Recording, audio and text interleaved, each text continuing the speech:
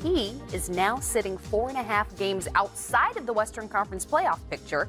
Not only he, but his teammates as well. But he did speak to the media earlier today. No, I don't believe that we're flawed. I believe we're a little bit inexperienced. I believe we have some things that we can always get better at. I think we're a young team, and we are a new egg coming into the season, and we're a young team, and we're putting together a team, to be together for the first year and trying to figure things out on the fly. We've had some unfortunate injuries throughout the course of the season.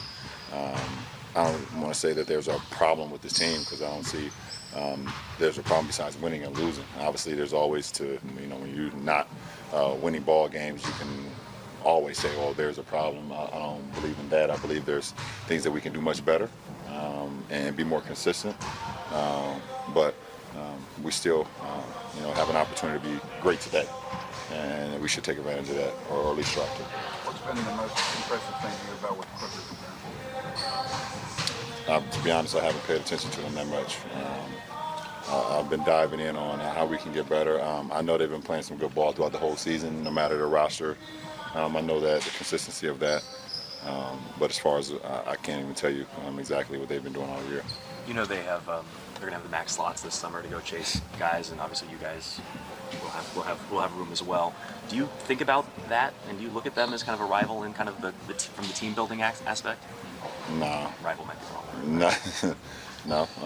I mean, this is my first year with this franchise, and obviously you have the in-city, notion of a rivalry, but I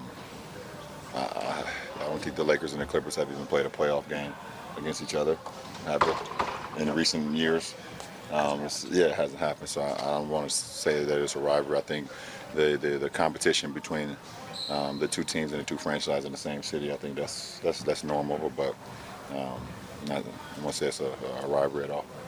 LeBron, the last several games offensively, you guys really look like you're clicking, sharing the ball. I think you're second in the league in assists over the last 10 games. But defensively. Right. But why is it more difficult to get that chemistry? I just think it's the inconsistency with our personnel when it comes to our injuries. We've went big, we went small. We've went small as far as a lot of length, and then we went back big because of certain injuries and things of that nature. And our starting point guard Zoe is one of the best point guard defenders in our league. His ability to pick up guards 94 feet, his ability to get deflections and steals and things of that nature just creates so much for us. So, having that not be with the team for quite a while has hurt our defense as well. Tyson has been limited as well. That's hurt our defense as well. But I think that the group of guys that's on the floor, we have to just, it has to be 5 men can communicate all at one time. And I think if you communicate, then some of the mistakes that you make, you can kind of can make up for. So we've been okay defensively at times. Like in the last game, fourth quarter, we were great, but we waited too long. It's kind of been that way. We, started the third quarter against Houston. They jumped on us heavy. Then from that point on, we were great defensively. So we have our moments, but it's not been as consistent as you would like it to be. So we have to just try to find that. Last question, please. Anytime a team kind of goes through some of the losses you guys have had recently, there's going to be frustration and tension. Are you sensing a need for this team to kind of clear the air in the locker room, to kind of clear any of that out? No. So let's talk about the Lakers. 19 games left, 4.5 games out. You're doing the math, the fast math. You've got to go. Carry to 1. Right, yeah. No. Okay. Yeah. Can't carry much more than 1. Probably can't lose more than about 3. Yeah, it's tough. And I applaud LeBron's understanding and comprehension of where they are right now. We've seen a lot of guys around the league piping up at us when we're asking questions. His measured tone speaks volumes about exactly what state the Lakers are in. He knows that it's an uphill climb for them right now, and their struggles have been well documented. We have video evidence of their defensive struggles and just how difficult it's been for them to get on one accord to kind of dig their way out of this. And Kristen, it's not going to be LeBron by himself. It's going to take all these guys playing at an elite level that they haven't played at all season long. So for any of us to have these delusions in our mind about what they can do and what LeBron's going to lead this team to, I think is really irresponsible right now. They are the team that they've been since he got hurt. Right. And they're going to continue to struggle and be up and down like that because that's who they are. Is it as simple then as crediting the injuries with the lack of success this season? I don't think we've given enough credence to the fact that LeBron missed those 18 games. More than ever in his career. More than ever in his career, after they were up to 4th in the West, which I think was a little bit of fool's gold. You looked at where they were on Christmas, the big win over the Warriors. So everybody's excited, thinking, we're headed this direction. One little slip, and then obviously one injury to the most critical player in the organization changes everything. So at this point, what do you see as a successful end to this season for the Lakers? The only way it's even remotely close to successful is if they find the miracle stroke and make the playoffs, which I think is just completely unrealistic given the way they've played, what their schedule looks like, the competition. We would be betting everything on LeBron magically lifting them out of this, and I don't think that's So realistic. you still see it that way then, that it would be considered a success to perhaps get into that 8th seed, even if it meant a sweep by the Yes, defending because champions? just getting in obviously breaks that streak for the Lakers of missing the postseason. And if you go in at 8, everybody understands where you fit in the playoff picture. You're counting on a galactic miracle to get in at 8. And if the Warriors are number 1, trying to beat the Warriors, that's not right. I mean, I'm serious. It's time that and I know this is hard for all of the LeBron fanboys, as Kevin Durant likes to call them. We have to start being realistic about where the Lakers fit right now. They're not only outside of the 8th spot trying to get it, they're really mathematically outside of the real window you need to be in to even fight for it. I asked this question on Game Time a couple of nights ago to Brennan Haywood and Rex Chapman, and I want to ask you the same. When we look back on this season, at what point will you say that was it for the Lakers? That was where this season was no longer going to be successful. Is it when LeBron went down with injury? Is it perhaps when the trade deadline was botched with the Anthony Davis deal that wasn't? Is it the games since then? I think it was the games before All-Star Weekend. They dropped games to teams that they had to have.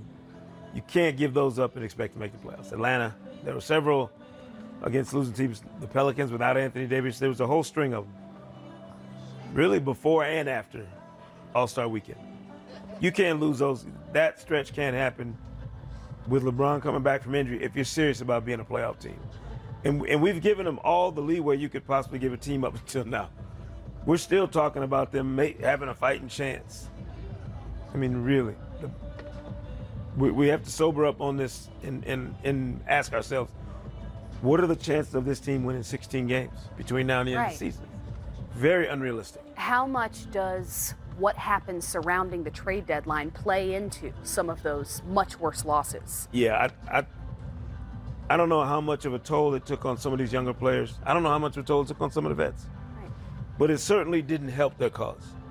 Having this cloud, 10 days before the trade deadline, Anthony Davis wants a trade, and before he even said anything, it was already assumed, he wants to go to LA and play with LeBron and the Lakers. So once you do that, the narrative is spun without anybody's input in that LA locker room. It's out of control. And it's difficult then, if you're a young guy who's trying to gain experience for the first time in the NBA, with no playoff experience, to find some level of loyalty to a franchise would so quickly have parted ways with you.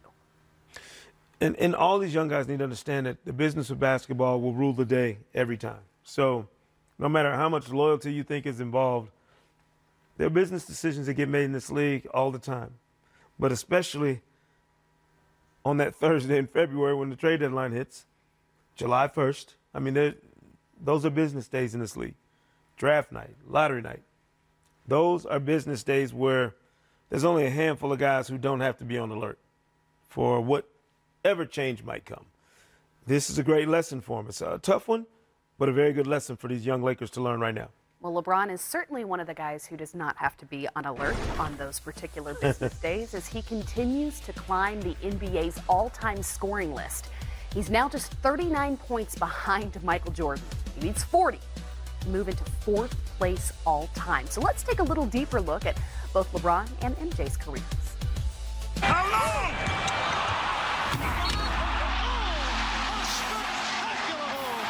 at the foul line, a shot on Elo. Good! The Bulls win! Here's Jordan for 3. Yes! When you're growing up and you're seeing Michael Jordan, it's almost like a god.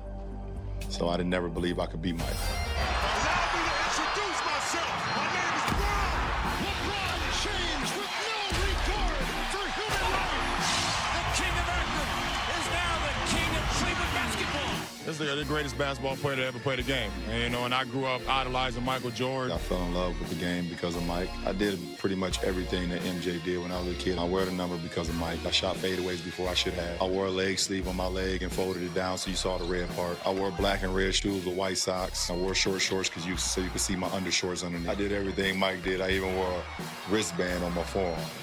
Reminds me of Michael Jordan. Oh, the explosion from the wonder kid, LeBron James.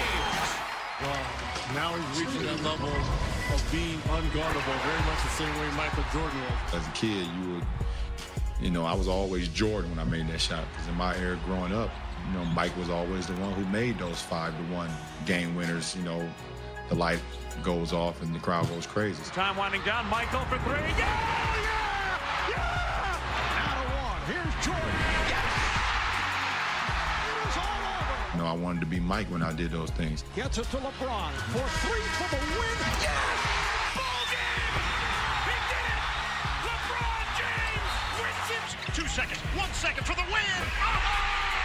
LeBron James delivers! A lot of people that inspired my game, and MJ being one of them. Bluffs one at the line, they leave him open. Oh, the Bulls are up! That's the old Michael Jordan sensational dunk. Jordan all the way to the baseline. Now here's the turn and gun. It goes. Which way did he go? I got that out of my bag of Michael Jordan tricks. Down the floor, Michael caught it. He's on target, turns, sends it. Get it down. Oh! You can't believe that one, can you? He's their generation of Michael Jordan. If there was no Mike, then, it's guys like myself who looked up to Mike. Some kid or a group of kids can look at me and say, well, I made the extra pass because LeBron made the extra pass, or I got to chase down block and I didn't give up on the play because LeBron didn't give up. Oh, blocked by James! That would mean the world to me. And when you hear the comparisons, you respect it, you're humbled by it, and you just feel like, while you're in the moment, hopefully you can make an impact enough to when you move on, people will start comparing you to the ones that's in the game at the present time. So for my name to come up in any discussion with Michael Jordan or Kareem or all these great guys that has paved the way, it's just a wow factor. I don't really have nothing to say. It's pretty special when you think about the influence that arguably the greatest of all time, Michael Jordan, has had on now the next player that could make the argument in LeBron James. But do you see these comparisons as fair before LeBron's career is even complete? I mean, I think, and let me first say that was very well done. Yes, it was. Shout out to our guys who put that together. Look, it hasn't been fair for LeBron since he was on that Sports Illustrated cover when he was 16 years old. Right. Fair went out the window then. He's the first social media age superstar in this league, like mega superstar in the age of social media. So to me, what's remarkable about his career, and this tells you how old I am, I remember when he was a rumor, when there was this buzz about a 16-year-old kid in Akron who was going to take the league by storm. I was covering the league.